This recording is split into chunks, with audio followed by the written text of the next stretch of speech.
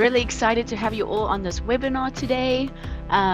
Today we're going to discuss EDI codes and processes. So let's get right into it. We got a lot of content to cover today. Before we start, we always like to introduce ourselves. My name is Danielle Gloy. I will be monitoring the chat today, and then leading our content is the awesome Peter Spalding. Uh, Just a little bit about us. Here at Supplier Wiki, we create free educational content with the main goal of setting suppliers like you up for success. So just moving into the agenda, we are going to start off the webinar with a brief introduction to EDI. Then we will discuss some EDI setup in major retailers. So we're going to have a look at in-house versus outsourced, what that looks like and what the benefits are. And then we'll move into a more practical section on how to avoid common EDI errors, and then end it off with EDI best practices. At the end of the webinar, we will be doing a live Q&A with Peter and myself, so send in your questions early. All right, so here are a few FAQs that we typically get during webinars. The first being, will we be getting a copy of the slide deck? Yes, we always send a copy of the slide deck in PDF format, as well as the recording of this webinar. So that should appear in your email inbox in about 3 to 4 business days. If you go to our website, you can also find all of our past webinar recordings and a PDF of those slide decks available to download.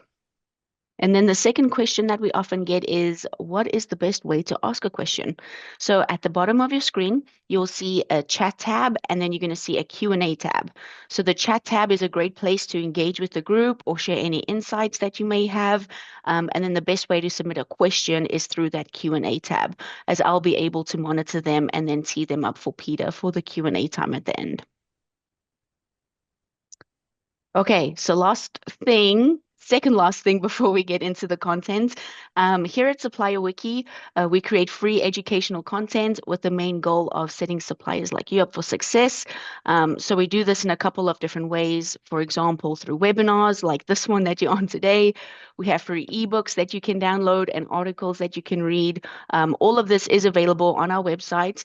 We also have a weekly newsletter that goes out. So we usually put retailer updates in there or supplier hot topics. So if you're looking for a quick read and just want to stay updated on the industry, I will send that link in the chat for you to sign up. Now, moving on to really just the last thing before we get into the content for today. I introduced you to Supplier Wiki earlier. We are just a part within Supply Pike. Supply Pike is our platform that helps suppliers get paid and get better. So this is done with the software that identifies, recovers, and prevents deductions and compliance issues. So we do this with a couple of different retailers like Walmart, Lowe's, Amazon, Kroger, Target, Home Depot, and CVS. This is just a list that keeps on growing. So if this is something you want to hear more of or explore for your company, I will also go ahead and send a link in the chat. You can expect a lot of links coming your way. But in the meantime, I'm going to hand it over to Peter to talk about EDI. Thanks so much, Danielle. I don't normally go by the amazing Peter Spalding in the office. That's a new one. But we'll have to spread it around, make sure that everyone keeps calling me that. I'll have to add it to my email signature, the amazing Peter Spalding. Wanted to shout out too, I think that this is actually $1 billion now. We hit $1 billion. Not sure if that's official yet, or if this is a little bit kind of old data.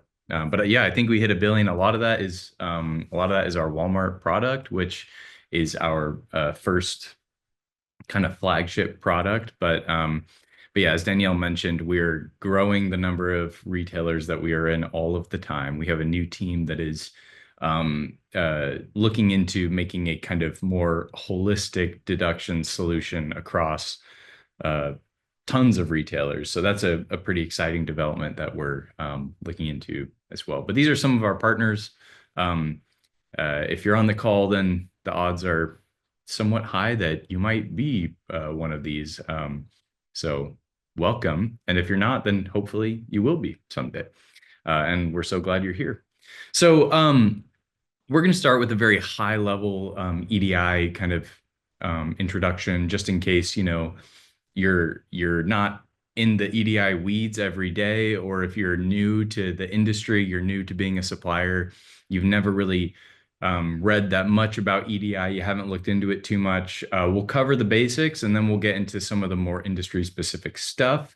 I mentioned Walmart already. I believe that this is a what we call like a retailer agnostic webinar where we'll be talking about really high level things across a bunch of different retailers, but there might be a little bit of a Walmart bias, like there is in a lot of our stuff. So um, just watch out for that. We'll be using Walmart as an example for a number of the conversations in here. So if you're in Walmart, hopefully it'll be extra helpful for you as well. So EDI, electronic data interchange, this is a very old form of code, essentially, from, I believe it was the 70s. And now it exists in a bunch of industries. It's not just a retail thing.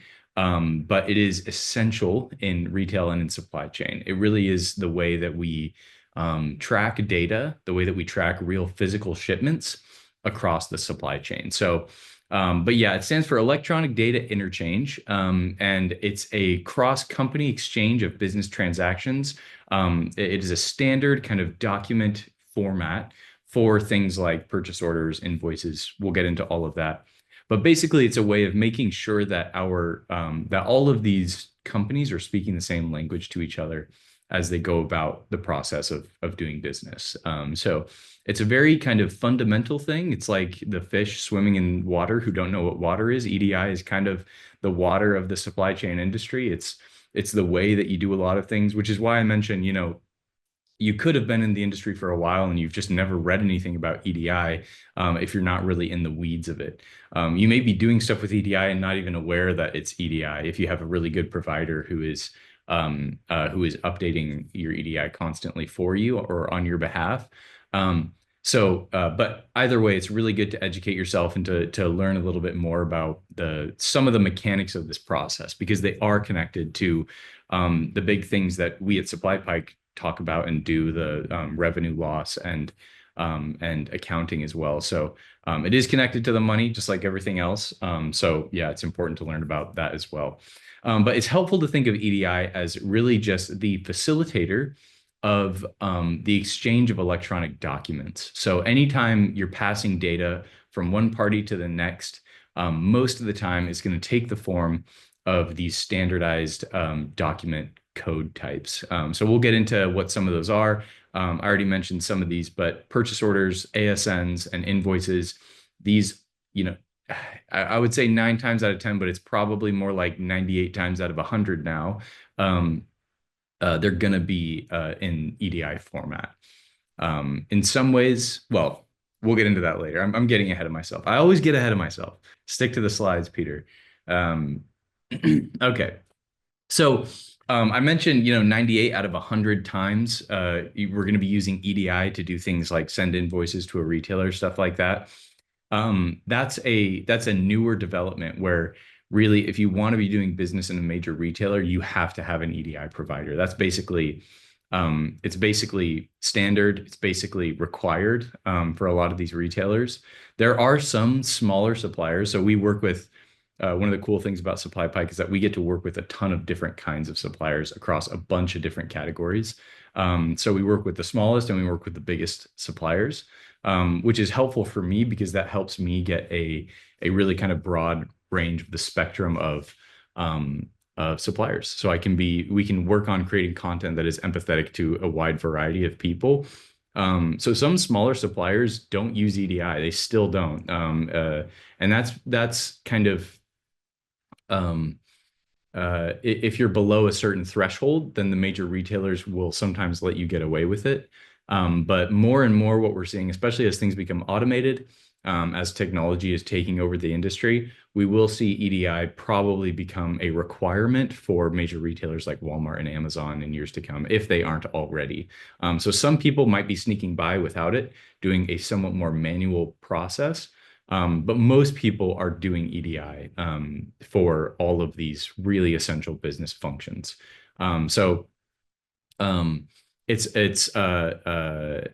It's a way of streamlining your process, especially for CPGs and major retailers. EDI is also in like hospitals. There are other industries that use it as well. But those codes they'll use different EDI codes, different documents, and it'll be a pretty different process from industry to industry. But yeah, we'll cover the main documents that you'll be using as a supplier in a major retailer. And again, we've mentioned here that you can use it to reduce the manual rekeying of data. I want to say reduce instead of eliminate, because one of my main talking points today is going to be that EDI is not a set it and quit it thing. It's something that you need to be working on pretty constantly. One of the things I've been working on lately is talking about EDI versus APIs, which are, basically apples and oranges. But there is a certain extent to which EDI is now a more manual process than it was in the past. So what that means basically is like, as opposed to an API where a lot of data is moving around automatically without manual intervention, EDI does require updating. So we'll talk a little bit about item setup. It's a heavily EDI'd process. But it is less manual for sure. EDI is less manual than not having EDI. With EDI, you have a lot of the information kind of already, you have the structure filled out, and you just have to fill in your specific data. Data that is specific to your item, data that is specific to this purchase order or to this invoice. So it does reduce manual rekeying in of data for sure, as opposed to the opposite, but it is not a completely automated process. Nothing is a completely automated process. Everything requires checking up, and the best in class suppliers will be really on top of that. It cuts order processing costs. So EDI is not very expensive. There aren't alternatives that are much cheaper that remain as efficient. Ideally, EDI compared to just going manually is very accurate. A lot of the times, we'll talk about this a little bit down the road too, but most of the time, whenever there's problems that are related to EDI, it's not the EDI itself. The codes are perfect. The code is not the problem. Most of the time, it's the way that data was entered and the like. That's kind of what where we see a lot of the like fines and stuff come from that are related to EDI. You can definitely improve cycle time. EDI is about tracking the movement of goods from one place to another, from one seller to a different buyer, stuff like that. So it definitely helps make that a much smoother process. And then you can help notify customers of shipping changes much more efficiently than you would with a more manual process as well. So EDI capability, again, we're talking about having an EDI provider or doing it in-house. We'll also cover this in greater detail later as well. But basically, a lot of major retailers are going to want to test your EDI capability before taking you on as a sales partner as kind of a contingency. So basically, what they want to know is, can we send you an order in a really easy way where you can scan it and your software can read what the retailer is ordering when they're ordering it in a really timely way. That's what EDI is for. So, and then it kind of adheres to certain standards as well, most of the time. And all the big EDI providers out there will be experts on these standards. They will have very elaborate and detailed processes that they're constantly updating. But those document codes themselves won't change too much. So what most suppliers do is they will outsource EDI. That's a very common practice, mostly because EDI is a very developed technology. It's a really old code. So people will need someone who's an expert in EDI to do that for them. Some retailers have partnered with EDI providers, which means basically that they'll be like, we don't just want you to have EDI, we want you to use this particular provider. And then what suppliers do is they choose to accept that provider, or they'll say, we already have a partner that we're working with. Can you just make sure that they are up to snuff, up to your standards? And so the retailers can be somewhat flexible with that as well. But we're breaking it down here in terms of in-house and outsourced EDI management. Some people do their own EDI. If you're a more kind of tech-friendly environment, if you have people who have that experience, some suppliers have their own EDI management. And that's what we mean here by in-house. You've purchased software and you're operating it internally. Again, some suppliers, especially big ones, will have their EDI partners that they want to be doing business with. But what we see most of the time is that there are large third-party outsourced EDI management programs and softwares, companies that have partnered with the retailer, or companies that have partnered with a bunch of different suppliers. And then it's just a matter of making sure that that EDI is aligned with the retailer's expectations. So yeah, there's a bunch of different ways that it can happen. Again, one of the more common ways is a retailer will have a particular partner in mind, and they'll say, do you want to work with them, or do you want to do something else entirely? And then we've got a little source down here for creating an in-house EDI system. You can visit the Uniform Code Council, GS1, for resources. That will be a helpful resource if that's something that you're planning on doing in-house. So we're going to talk about some high-level pros and cons for in-house EDI. A lot of this I've kind of been touching on a little bit already. But the benefits of doing your own in-house EDI is that you do have complete control over your processes and the way that you're communicating with your trading partners. If you are a larger organization and you're in a bunch of different retailers, and all of those different retailers have different EDI providers that they want you to work with, that could create a little bit of rework, if you want to think of it in those ways. You'll have individual teams for the retailers, and those teams have to learn how to work with each of those different EDI providers. Whereas if you have your own thing going on, then that's something that you could train everyone in your organization on kind of collectively to work together for. You have the ability to add customizations. And this is, again, I would think of this more in terms of like, it could be good to have everyone in your organization on the same page, as opposed to customizing the EDI itself. EDI is code, and the point of EDI is to make sure that everyone's speaking the same language. So you won't be able to send an invoice in your own code, in your own language to a retailer. The point is to make sure that it is the coded language that the retailer is expecting, if you want to think of it in those terms. So, but you can customize things on your own side whenever you're doing in-house EDI.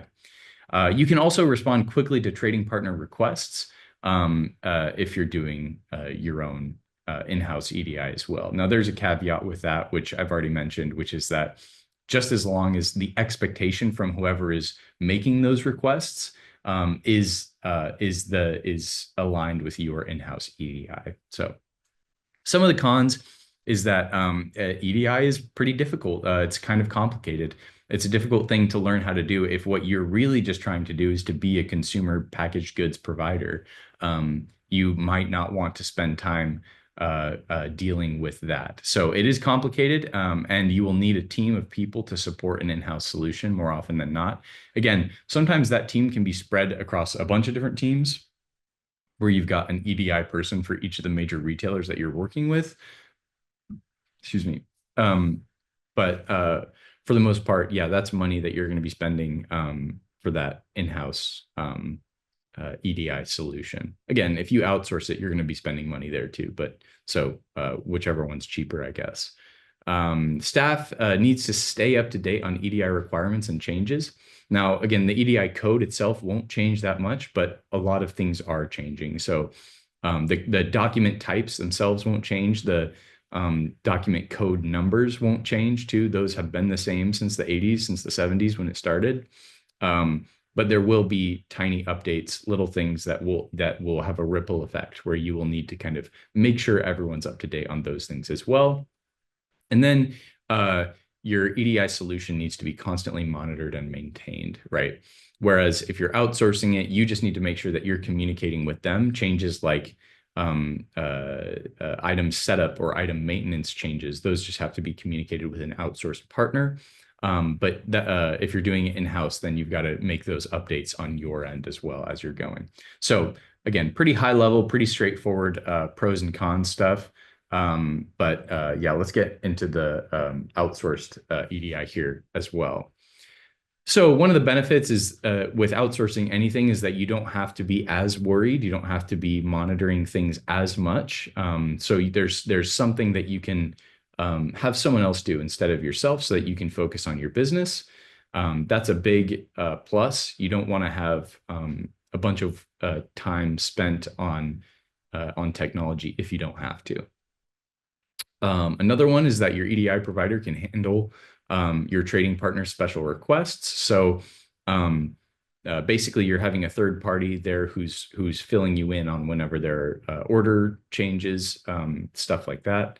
And then EDI providers have teams of experts, so you don't need to know the ins and outs of all the technicalities behind EDI. Again, you're saving time by having someone else who's dealt with EDI for a long time come in and make those more agile adjustments. Some of the cons are that you need to be able to trust your provider with control over your EDI compliance. So again, some suppliers have their preferred partners. Some retailers have their preferred partners. If they've been working with people for a long time and they're just like, these people really know what they're doing. We want to stick with them. So we're mentioning it as a con here, but it can be a positive as well too, depending on who that partner is and how proactive they are in communication. There's a cost of outsourcing that can grow a lot, especially as your business is growing.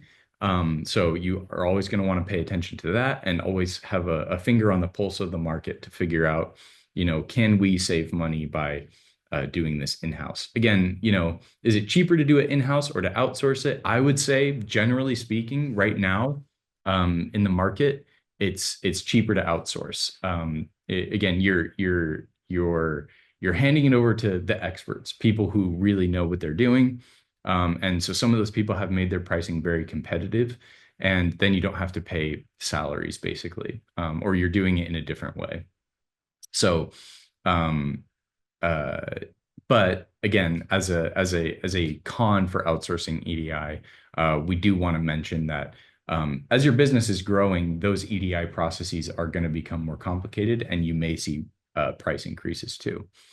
And then there's managed service versus full service. So the extent of the service provided, that could be a con as well, and negotiating that with a partner too, or a retailer. Okay, so when it comes to choosing an EDI provider, we just wanted to list out a couple of helpful questions that you can ask just to make sure that you guys are all aligned on what you're actually looking for. So do they have a customer-focused and responsive customer service platform? So when it comes to EDI, customer service is very important to these providers. So they're going to be competing with each other to make sure that they are as proactive as possible and responsive as possible to whatever the needs are. So learning a lot about that before you sign off on an EDI provider is really important. If you're entering a new retailer and they have a provider that they want you to go with, that's a big thing to look into. Is this provider going to have our best interests in mind? Are they going to be responsive whenever we have questions, whenever we have to update an item or whatever it is? So again, that's the first thing. I think the most important thing. How are they ranked for that? How are they scored for that? How do other customers talk about them? Another kind of related question to ask is, what are the other partners that they're working with? Do those companies trust them with their EDI operations? So again, with a major retailer, if you're entering into a partnership with them and they have a preferred partner, that's usually a pretty good sign. The retailer is happy with what they're getting from the EDI team. So that functions basically as a recommendation. You've got a customer who wants to buy your stuff, the retailer, and they really like a certain provider. Well, that's basically a recommendation. Now, those aren't always, it's not always the best way to go. Again, you may have a partner of your own that you don't want to, you want to work on that relationship. You want to give them more of your business. Again, your mileage will vary a lot with that. How quickly can they onboard new partners? That's a huge part of the question. With EDI, it's about creating efficiency. It's about documenting processes, but mostly it's about making the ordering and invoicing process really smooth and painless. So can you get on board with us really quickly? Or is that something that's going to take a long time? So being aware of that as well is really important. Again, whenever you're considering a new partner, that's going to be a really important question. Can their solution grow my business? Can it really help me focus on what I want to focus on? Again, it's fundamental to what EDI is. And then what other tools can their software integrate with to help streamline your processes? So to use the example again of a retailer's preferred partner, maybe that'll help save you a lot of time and streamline everything that you've got going with that retailer. And so maybe it's something to consider for that particular retailer team, that particular branch of your organization, or your whole organization. So we mentioned this a little bit already whenever we were talking about in-house solutions. One of the barriers to doing your own in-house solution potentially is certification. If you're going to be selling, if you're going to be partnering with a major retailer, selling your products in them, they're going to want to make sure that your EDI is certified with AS2, or whatever the other kind of certification processes may be. AS2 stands for Application Standard 2, and it's just it's a really broad way of making sure that, again, these EDIs are speaking the same language, they're updating things properly, and that it is efficient. So it's another way of, we could rephrase this as, it's another way of making sure that the EDI partner that you want to work with is up to snuff, right? Are they AS2 certified? Most of the major EDI providers have AS2 certification. It would be kind of unique if they didn't, and you would really want to press into that. And they head up the retailer integration for suppliers as well. So most of these major retailers that we've listed out here, Walmart, Target, and Amazon, will require that. So yeah, if they don't, that's curious as well. It's something else to kind of look into. Okay, let's get into the meat and potatoes. That's it for our introduction. Now we're going to be focusing on what are the actual document codes themselves. I've mentioned a bunch of these already, but we'll do some deep dives into these specific document types, these specific code types, what they're for, and to try to understand better kind of the whole cycle. So big ones, POs are EDI 850, and we've listed 875 as well. I believe that's the grocery purchase order option. Again, if you're in grocery as opposed to a CPG, you're going to have a bunch of processes that are really different.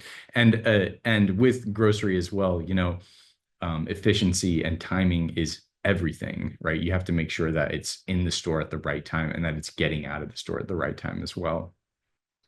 Invoices are EDI 810s. Again, there's different types of invoices as well. That is so fundamental to the whole process. It's the most important, or one of the most important EDI codes that you would be working with as a supplier in a major retailer.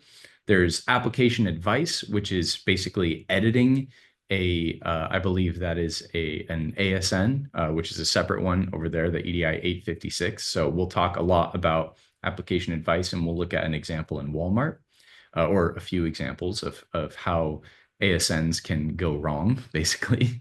And then functional acknowledgement, EDI 997. That's very important for just making sure that that ASNs are received correctly. That's the main example that we'll use. But functional acknowledgement, I believe, applies to a bunch of different EDI codes as well. That's why it's such a high number up there. It's a late development.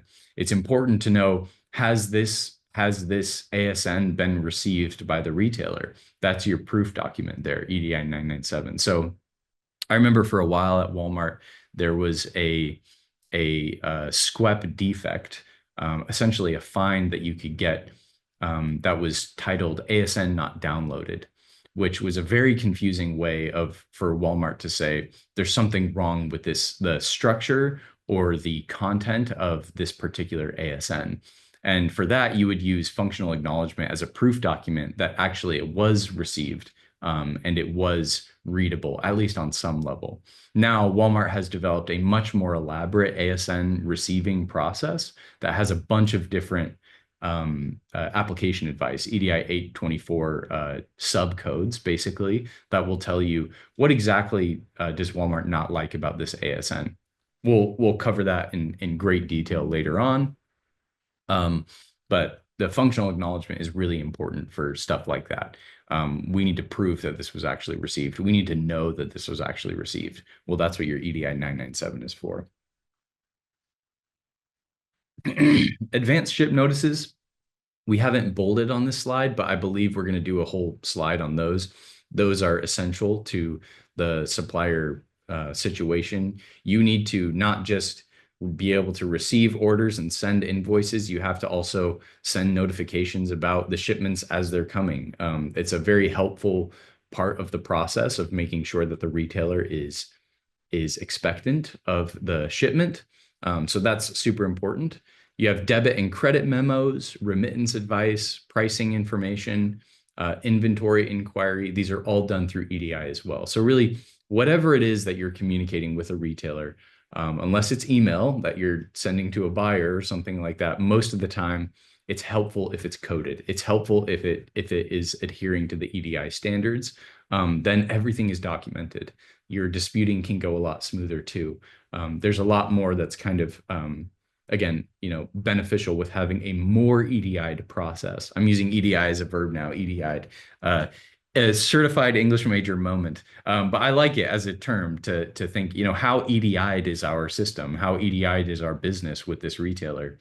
Are there things that we could use EDI for that we're not already? Or are there things that the retailer is communicating to us through EDI that we are not listening to? So that's another way of kind of thinking about it. Yeah, pricing information is huge. Okay. Purchase order 850. These are so fundamental to the whole industry. So these are the materials that are requested by the buyer. That's what your PO is. Everyone knows this. We've got a lot of stuff on POs on Supplier Wiki. You can check out as well. In this context, it's usually the merchant at the retailer who is receiving the PO. Now, POs they can go both ways. POs do a lot. They're lifting a lot of weight in the industry. But yeah, it's helpful to think of this as, the retailer wants something. The retailer is wanting to replenish a certain item or a certain thing. The retailer has an idea for how you can maximize sales in this quarter. We're going to boost our order quantity or whatever it is. You have seasonal stuff, you have regular stuff. That's how the retailer is communicating that. We've sold X amount, we want to replenish it. We're going to make a purchase order. So some of the stuff that that the purchase order contains, again, it looks really simple on this slide deck. We want it to look really simple, but these are really elaborate and complex documents. They contain the item description. So what is the item description for the thing that we're trying to replenish or the thing that we want to buy more of or that we want to start buying? Your UPC, your item or your case codes. Again, so your item numbers, sometimes there will be a retailer specific item number that they will want in there as well. But yeah, your universal code, they'll definitely want as well. Unit prices is huge. If those aren't updated in the purchase order, that's something that needs to be communicated to the retailer as well. This is the retailer's idea of what these prices are, right? So make sure that your supplier agreement, that you guys are all aligned on that. That is huge. Pricing deductions are a huge, devastating cost to larger providers. larger suppliers and major retailers. Your payment terms, discounts, again, these are all kind of the same thing. These will all live in the supplier agreement. And so you want to make sure that those are updated. And then the requested delivery dates are going to be in the purchase order too. Those are so important. We'll talk about timing, making sure that you're staying compliant. All of that is super important as well. EDI is timing. It's basically they're synonymous with each other. Like the EDI 997, I mentioned functional acknowledgement. There's a bunch of different EDI codes for acknowledgement. EDI 997 will lift a lot of weight, not just for ASNs, but for other things as well. When it comes to purchase orders, though, there's the EDI has its own code document for purchase order acknowledgement. And that, again, just goes to show how important, how fundamental purchase orders are, how essential they are in the whole EDI kind of cosmos. So this is a transaction document that communicates the seller's acknowledgement of a buyer's purchase order. Now, that doesn't necessarily mean that like everything is 100%, we're signing off on it. You will have purchase orders that are edited on the supplier side, on the retailer side. But what you are saying with an EDI 855 is just, we got it, right? We accept that you have sent us a purchase order. So in the case of vendor-generated orders, this document can also be used as a notification of an order creation, which is somewhat confusing. But again, it depends on how developed your EDI process is, and it depends on how developed your business processes with the retailer are. Maybe you have this understanding amongst yourselves. But again, if that is the case, you're going to want to watch out for other kinds of miscommunication that could also result in fees or fines. So the outbound benefit of the EDI 855 is that the customer is more likely to buy knowing they will receive the correct quantity on time. Excuse me, take a sip of water.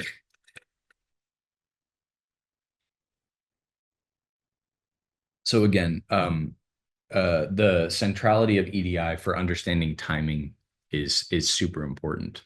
The inbound benefit is knowing promptly about short and late shipments. This allows for time to demand better performance or find another vendor, right? So if you have a supplier who is not EDI capable and you're sending a purchase order and not receiving EDI 855s, what does that mean? Does that mean that they haven't received it? Does that mean that we should go with someone else? I'm not trying to make people paranoid. It kind of sounds like that a little bit. But again, how EDI does your process? Are you sending these out whenever you get POs? Are you sending them out automatically, or are you wanting to have some kind of review process before sending them out? It's just helpful for maintaining a healthy relationship with your customer, in this case, the retailer. Okay, EDI 810s, the invoices. This is the fun stuff. This is where all of the money is actually moving around. So after you get a purchase order, you'll send the 855 confirming it, confirming that you've received it. And then from there, you will send out an invoice. Now, one thing, we've got payment terms listed here as the bottom bullet point down there. What you're going to want is for complete congruence in terms of pricing from the 850, the 855, and the 810, right? All along the way, you guys are going to want to be completely aligned on how much this stuff is actually worth. Is there an allowance that you're taking out of it? If so, you're going to want to get that in the invoice. Otherwise, you'll just be hit with deductions and your bottom line will be smaller than what was expected. So it comes back to the supplier agreement. How much is this order actually going to cost the retailer? Are you guys aligned on that? Is that all clear? So that's what the invoice, the EDI 810 is really helpful for. EDI 810 is essential for understanding things like shortage deductions, which are so devastating to suppliers, just very costly over time. You're going to want to have access through the EDI 810, and you're going to want to be able to find that essential information really easily in the EDI document itself. So again, having that EDI'd process is really beneficial. So the data in these documents varies widely depending on the goods and services being purchased. Again, EDI, we're talking about it in the context of one industry, but an EDI 810 is going to be used all over the place, everywhere, across a bunch of different industries. There are very specific things for when you're selling to a major retailer that the EDI 810 is going to include, and that's what we've listed out here. But invoices are big; they're everywhere, and sometimes they're EDI'd, sometimes they're not. So it's important to understand your industry's 810s, your industry's invoices. So in our particular context here, again, I'm going to list these out. We've got a couple of them bolded, but again, there's a ton of information in these. The invoice number, that's super important for doing disputes. That's why we've bolded it here. You've got to have all of those numbered so that you can go back and you can find them whenever you're doing a dispute or whenever you and the retailer are just trying to get on the same page about when an invoice was sent, what it was for, etc. So that's the identifier there for individual invoices. The date of the invoice create date is super important as well.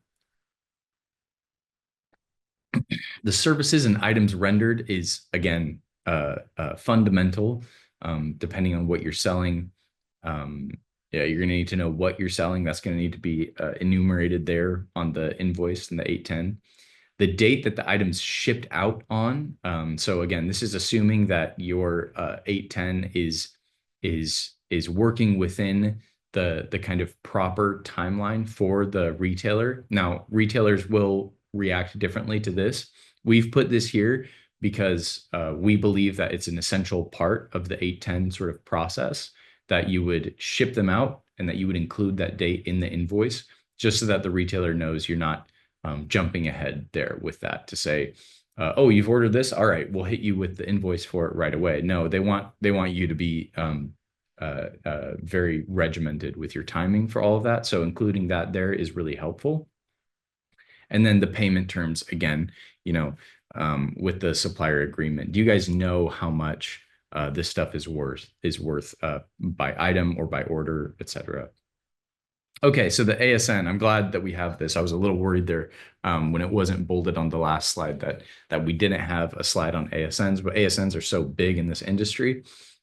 So we talked about on the last slide, right, that you want to have a date shipment, a date of the shipment on your invoice that you're sending out to. So whenever you're sending shipments out as well, you're also going to want to send an 856, your ASN, just so that the retailer knows everything that's included in a particular shipment. It's helpful for coming up with examples to think of purchase orders as being one for one with the actual shipments, but that's not always the case. So again, that's why we have EDI. That's why we have a way of communicating this. We've got an order for a ton of stuff. It's going to go all over the country. Those ASNs are going to be more specific. With this particular shipment, what's on it? What's the manifest? When is it arriving? Again, that's key for OTIF and for compliance in major retailers. So this transaction document is very commonly used. You see it all over the industry. And so it's right there at the heart of all of those compliance policies and protocols. It's very helpful for making a case for yourself if you're getting hit with OTIF fines that are not, that you believe are not valid, right? These are essentially essential to successfully communicating the contents of a shipment to a buyer, right? That's what this is really all about. So what's on these? Again, we bolded some of the things that we think are very important. Carrier information. So ASNs are very different, whether you're collect or prepaid or I'm forgetting what it's called, SLC. If you have another kind of special way of doing this, if you have a 3PL that you're working with, whatever, that carrier information needs to be in the ASN. Obviously, it's super important. One little kind of caveat, we talk about ASNs a lot. When are you supposed to send it out, right? The invoice is assuming the 810s. Again, we're assuming that you're sending that out after you have a date of shipment, either in mind or it's already happened. That would be kind of ideal. Again, with the ASN, it's pretty tricky. Timing is essential. Timing of the ASN, not just of the shipment, right? Obviously, logistics needs to make sure that everything is arriving on the MABD. But the timing of your ASN is so big as well. We see a lot of shortages that are based on ASN timing. When are you sending it out? So it's very tricky. We always recommend to send out the ASN as you're sending out the shipment. So if you're shipping the stuff yourself, right, whenever it's going out, you can send the ASN then. If you're shipping collect and the retailer is coming to pick it up, we recommend sending out the ASN then as well at the pickup time. Now, again, that's tricky. Your mileage is going to vary. Some people have strong opinions about this. If you send it too early, there's a chance that the retailer will hit you with a bunch of different fines for, maybe you're over shipping, they'll say, because they haven't received the ASN, or it's a shortage in one place and an overage somewhere else. They'll give you a fine for not sending an ASN. Maybe you did, but the timing wasn't up to the retailer standards, right? So this is why large CPG companies, organizations have teams of separate retailers. We don't like for teams to be siloed at SupplyPike. We like for everyone to be communicating with each other as much as they want. But again, something like an ASN, the process for it could differ. It could change a little bit from retailer to retailer depending on what they're looking for. And that's why it is good to have those teams there in place too. So a little bit of a caveat there. ASNs are huge. I love to talk about ASNs. And we have some stuff on. Wow, Danielle has really been blowing up the chat. That's great. I didn't even ask her to. Normally, I'll be just haranguing Danielle about post this in the chat, post this in the chat. But so I won't now. She's way ahead of me. Thank you, Danielle. So check out those resources that she's put there if you're interested in learning more about all of that. On the ASN as well, you're also going to have a description of products and their respective quantities. That's huge. Are you shipping in cases or eaches and stuff like that? Tracking numbers is really big as well. Purchase order numbers is important for tying the shipment to the PO. Again, you're not always going to have a one-for-one shipment to PO. It's pretty rare, especially as you get larger and as you have a more kind of sophisticated business with a particular retailer. So that's super important. Which order is this actually a response to? So that's essential information there as well. Barcodes for each container and carton, very helpful for compliance. And then types of packaging used, again, that's related to compliance as well. At Walmart, we're talking about SQEP here. We're talking about the Supplier Quality Excellence Program. They have a bunch of rules and regulations around barcodes. They have a very long document that they update every year around this time, actually. All right, ASNs. Talking a little bit about SQEP and how important the 856 is for compliance. Again, with those more sophisticated compliance programs, all of your different EDI processes are going to be more important. So there's that. Functional acknowledgement, another one of my favorites. If you're in the business long enough, you'll start having favorite EDI document codes. That's what's happened to me, unfortunately, is I now have little kind of quirky interests in these documents. So EDI 997s are very kind of niche. We developed them a lot in our Supplier Quality Excellence Program product that we developed for our Walmart customers. Because again, it'll prove that the ASN has been received, which I think we're covering here next in a little bit. We're going to use that as an example of how the EDI 997 is so important. But it's helpful to think of this as a meta transaction and data interchange. You're acknowledging the acceptance of a different code. So again, that's why we have a really high code number here, 997. It's the highest one that I'm aware of. So that means it's kind of added on later. It's not something that was huge in the 80s, let's just say.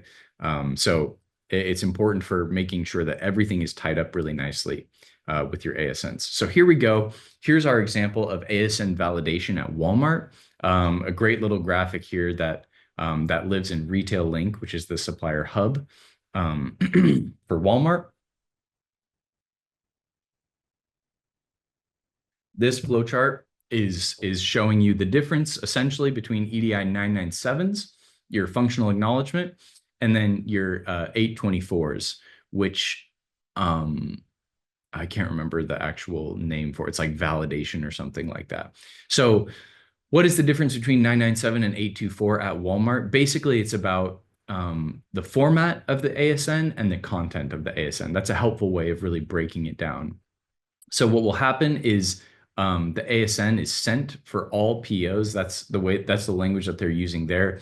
I think it's more helpful for us and for our purposes here to just think of this on an individual ASN basis. The supplier checks for 997 functional acknowledgement. That's Walmart saying, "Yep, we got it." Excuse me.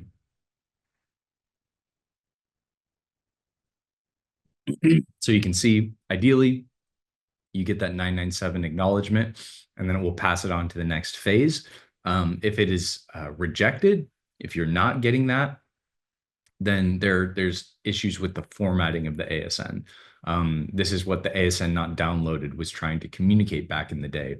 Now it's a more direct, there's more direct language about the structure of this ASN is incorrect. So the supplier would need to make corrections to that ASN based on the FA, based on the functional acknowledgement, and then you would resend that, hoping for that 997. Once that 997 comes through, however, you're not out of the woods. You still have to make sure that there aren't any 824 error messages. So on our next slide, we'll look at what some of those are. There's not just one that's saying, hey, the content of this ASN isn't correct. There's a bunch. Some, as with anything, right? Some are used more than others, just like with EDI. So we'll look at some of those as well. But again, in this case, hey, you didn't get one of these. You don't need to make corrections to your ASN and then resend it. We love it. We love everything about this ASN. We accept. So the ASN loads to a DC system with no errors. That's what we're looking for. And we've got our source listed out there. But basically, it lives in the Retail Link Academy, which, shout out, is just a really great, helpful resource for suppliers. Some articles are more helpful than others, but this is very helpful, I think, for imaging that whole process, this flowchart. Okay, we're going to talk a little bit about common EDI errors. I'm really long-winded today, so I'm going to try to wrap this up before the top of the hour. Basically, EDI, because it's so fundamental to everything that's going on, if you're not doing it right, you can have a bunch of different fines and fees that are kind of associated with it too. I already mentioned these, but it bears repeating that you can have missed orders. If you're not receiving those POs correctly, you could have a delayed payment, which could be costly. And of course, damage relationships with your customers and trading partners. Communication is key in all kinds of relationships. We know this, right? Communication is what makes the world go round. It's helpful to think of EDI as your business version of that. It is your couples counseling therapy for the retail industry. That's my metaphor. Just came up with that off the top of the head. Okay, so we've talked about this in great detail, but this could be a great slide for you guys to just have on hand if you're training people to conceptualize the flow chart of EDI in the industry. This is the most common use of EDI in the retail industry. We're talking about orders, invoices, ASNs. This is how it goes. You get the PO from the retailer, and then you send out an invoice and your ASN to the retailer. Hopefully, you're sending out that PO functional acknowledgement as well, that 855 in that process as well. So once it's ready to go, you're sending out that ASN and that invoice. If you're prepaid, the vendor will send trade docs to the 3PLs and logistics teams. If not, again, it's just about making sure that your product is ready to get picked up by the retailer. The retailer can send credit or debit adjustments. Again, are we talking about pricing? Are we talking about the order changing? Whatever it is, those adjustments will be really important in that part of the process too. And then the retailer can send a memo that includes basic remittance details as well, of course. And then the retailer will notify vendor of errors throughout the process. That's something that we're going to see a lot of as well. The retailer wants to hold you accountable. So common chargebacks related to EDI. Again, EDI is everywhere, so every chargeback is kind of related to EDI.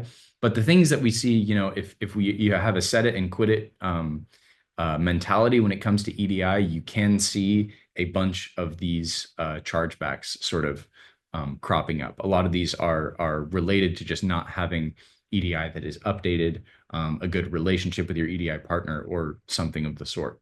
So short shipping, again, that's the most costly that we see across the industry in terms of revenue loss. Short shipping is devastating. It's also a lot of the times it can be invalid. So short shipping doesn't necessarily mean that, or the preponderance of short shipping deductions doesn't necessarily mean that suppliers aren't sending enough stuff. A lot of the times what it means is just that there's miscommunication that's happening. So there's a big kind of opportunity to win revenue back in the short shipping space, which is what our product SupplyPike is all about. So hopefully you are a current customer. If you're not, and you're curious about that, you want to save money on invalid short shipping deductions, then sign up for a demo, because it's really super great with that, amongst other things as well. Pricing discrepancies is huge because all of that is being communicated through EDI as well. Invoice errors, which is kind of, sometimes there's overlap between those three, right? And then ASN notification errors, which are big, especially big in Walmart right now. So that's why we'll talk about that a little bit too. You could have incorrect information or missing or late ASNs. Late ASNs are big. So timing, again, is key with that. So here are the related EDI documents for these chargebacks. I've been mentioning this a little bit as we go along, but again, a really helpful slide for educating people, for training your teams. Purchase orders, ASNs, invoices, those are all key for understanding short shipping deductions and for disputing them. Those you're going to need, as well as shipping documents. You're going to need those. And by shipping documents, what I mean is BOLs or PODs, which are really the linchpin in disputing short shipping deductions. And then for pricing discrepancies, again, same ones, except we've added in the EDI 879 there, the pricing information. For invoice errors, functional acknowledgement is really important, as well as obviously the invoice there. And then for ASN errors, again, 856, obviously we're going to include there, but the PO as well. Okay, errors and application advice. So what this is, somewhat kind of confusingly titled document code and application advice, but basically this is about the content as opposed to the structure of the ASN. We're going to look at an example in Walmart here, but yeah, it's important to understand these ASN changes and errors, what they look like, what they might be, and if you're noticing any patterns in yours. So these are what the EDI 824s are in our industry, in the retail industry. So it's helpful to think of these errors as belonging to two possible levels. And this is language from Walmart, but I believe it applies to other retailers as well. There's warn, and then there's error. So the warn is basically the retailer saying, we can work with this ASN. This ASN is not dysfunctional. We can work with it, we accept it, but we're not happy about it. So this means that Walmart can still utilize the ASN data, but correcting warnings and resending the ASN is still a best practice and strongly recommended by the retailer. Again, we're talking about Walmart, but this language, I believe, applies to others too. And then error, this is more serious. This is where the application advice really comes in. This is Walmart saying, we don't really acknowledge this ASN. There's something wrong with the content of it. So we're rejecting this and we want you to change it. Those need to be corrected in a really timely way and resent, again, or else you might see more of those chargebacks and deductions. So here, and again, this is just a screenshot from the source itself. So we recommend, if you're in Walmart, go to Retail Link Academy and check this out. You're probably familiar with this if you spend time in the ASN dashboard application in Retail Link. That's where you can follow up on all of this. But yeah, you'll see what are our most common 824s. What are they looking like? what are the changes that we need to make in our organization in order to mitigate these charges? So this is helpful for helping suppliers pinpoint those particular errors in their ASN processes, or at least errors according to the retailer. Again, they're making the rules. So some best practices, this is more kind of item related stuff. Item setup is really important. Item setup, you can really screw yourself over for a long time with a retailer if your item setup is not perfectly accurate from the very beginning. So I can't emphasize the importance of this enough. This is related to EDI, but it's really just a industry-wide best practice. If your item setup is good, you can save so much money in charges and fines and fees, compliance stuff, all of that. So we really want to harp on that today. Item setup is done through the retailer. But again, just like with everything else, your EDI provider is going to be scraping that data and then shooting it along as well. You'll be doing it through EDI most of the time. So having those items described perfectly will help in avoiding those fines. It'll also help in just sales, especially if you're doing .com item setup and rich media, having the right images in there. That's super important. We all do online shopping. We all not all of us use the Walmart app, but probably a lot of us do. And so firsthand how important those images are for sales. For invoicing as well, the invoice, you're going to want there to be that congruence from the PO to the invoice to the ASN about what that pricing is. Otherwise, there are going to be all kinds of deductions. So what we see is with allowance deductions, we see a lot of suppliers charging for basically the market price or the kind of agreed upon price without taking the allowance deduction out of the invoice. A great best practice is to do that yourself. Then you can be aware of if there is an invalid allowance deduction, right? Because no, we already took the allowance out of our pricing on our invoice and we can prove it with our invoice. So this is the pricing that we agreed on in the supplier agreement. This is what we expect you to actually pay. We don't want you to pay less than that.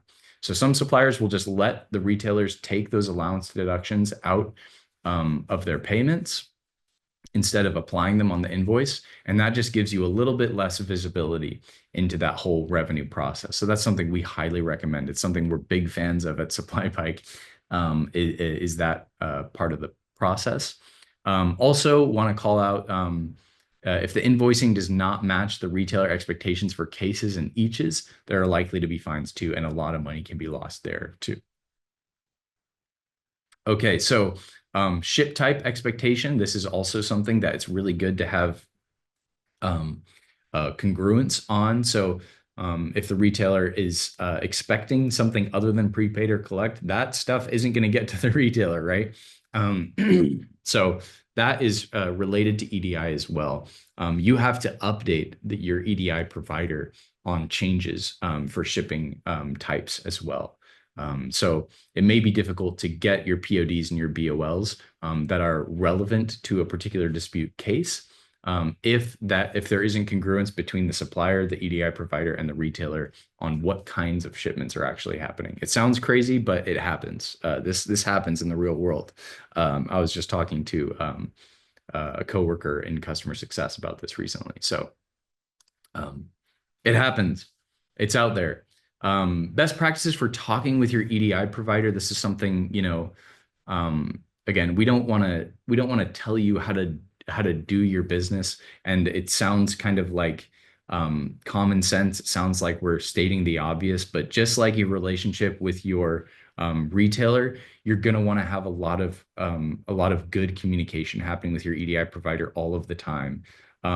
But one thing that we highly recommend when talking with your EDI provider and when asking for clarification from a retailer is if you can have as targeted a conversation as possible, you are so much more likely to get that feedback promptly and the exact information that you're looking for. So many times we talk past each other. Maybe we're just trying to be polite. Maybe we're trying to work on our relationship in a different way. But those targeted conversations are really great for making sure that there's efficiency between you and your EDI provider when it comes to communication. They're a business like anyone else. They have a lot of customers that they're responding to.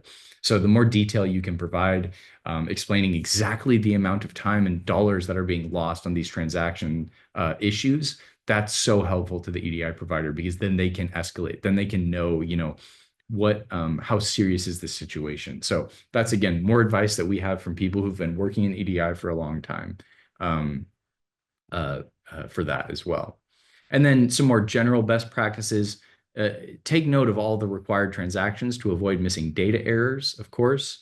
Use suggested transaction sets to promote transparency. That's what EDI is all about. And then, again, we're always harping on knowing the retailer policies on Supplier Wiki. That's what we're here to do. But most of the time, we're just trying to point people in the right direction. And then create a protocol to ensure that compliance as well. You want to automate protocols as much as possible. Again, without skipping any steps. If you can automate things, then that's always going to help. And customize it for the brand or retailer specifically, or whoever your customer is.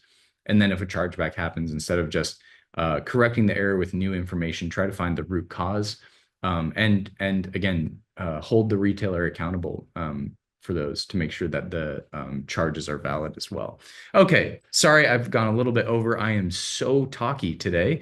I think we have a question. Yes, thank you so much for going through all of that content. There is a lot to talk about with EDI. We had a question come in from Anisha. We are looking for third-party EDI provider. If you can recommend, we are a diamond and jewelry company. Well, we certainly can. So we, for those of you who aren't following Supply Pike news all the time, we've been acquired by an EDI provider, SPS Commerce, who is a partner with a lot of retailers. We highly recommend SPS Commerce. We've done a lot of work with them, and we've been able to meet a lot of them as well, which is great to me, because it helps me make sure that content on things like this webinar are really up to snuff and really communicating the heart of their vision, to create this congruence I've been talking about between all these parties. We highly recommend SPS Commerce. They're great. But yeah, definitely, like we mentioned on previous slides, look around, shop around. We believe SPS Commerce is the best, and we trust your research process for that to kind of show itself. But yeah, find the best solution for you. Yes, I have added the link to their 3PL EDI solution, so you can begin your research there. Hopefully that will help. It looks like we didn't have any further questions come through. I'll give it just a little bit more time and call out our resources. If you're looking for more hands-on material that you can just look back to, we have multiple ebooks that cover a variety of topics. We also have them for different retailers. Up here are some of our Walmart-specific resources. We actually just published our latest ebook, which is how to pull reports in Scintilla.